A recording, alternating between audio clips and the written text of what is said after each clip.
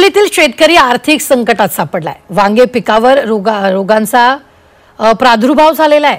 वांग्याच्या एका क्रेटला केवळ 40 रुपयांचा दर मिळतोय, तर टोमॅटोलाही दर मिळत नाहीये। टोमॅटो केवळ 4 ते 5 रुपये किलोने विकला जातोय, त्यामुळे शेतकरी दुहेरी संकटात सापडलेला आहे।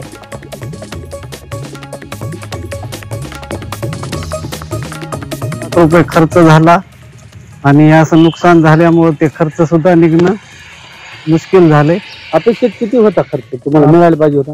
अपेक्षित आम्हाला 2-1 लाख रुपये तरी मिळायला पाहिजे होते, पण काहीच झालेलं नाही।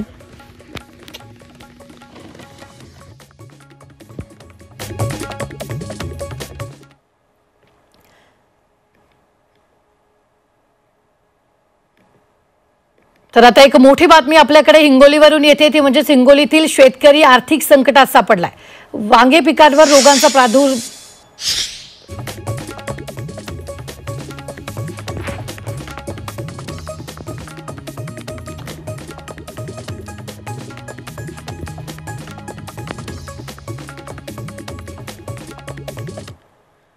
तर आता पाहूयात पुढची महत्त्वाची बातमी जुन्नरमधून येते, ती म्हणजेच गेले काही दिवसांपासून बिजलीच्या पुलाचे बाजारभाव गडगडलेत।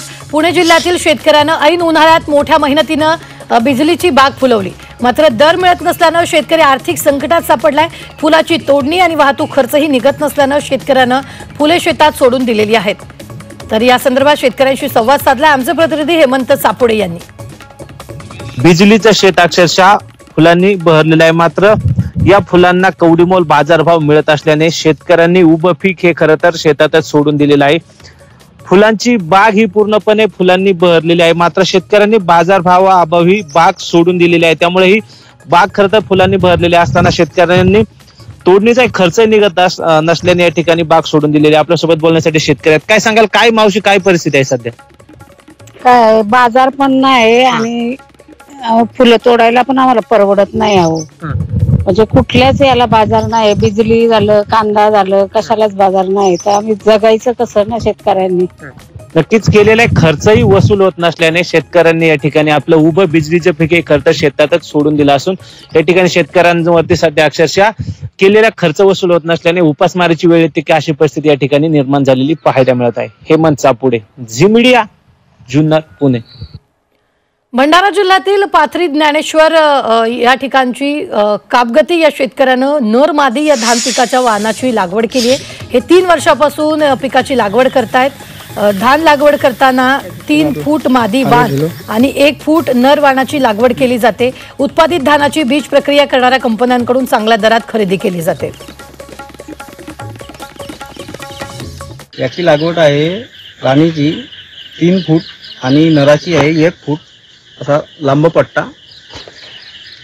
म्हणजे त्याच्यामध्ये 9 खांबणे किंवा 10 खांबणे मादीचे आले पाहिजेत आणि 2 खांबणे फक्त नराचे पट्ट्यामध्ये आले पाहिजेत। वाढत्या तापमानामुळे जालन्याच्या परतूर तालुक्यातील उभी पिकं करपण्याचं प्रमाण अधिक आहे। उन्हामुळे ऊस, ज्वारीच्या पिकांना फटका बसतोय, शेतकरी चिंतेत आहे।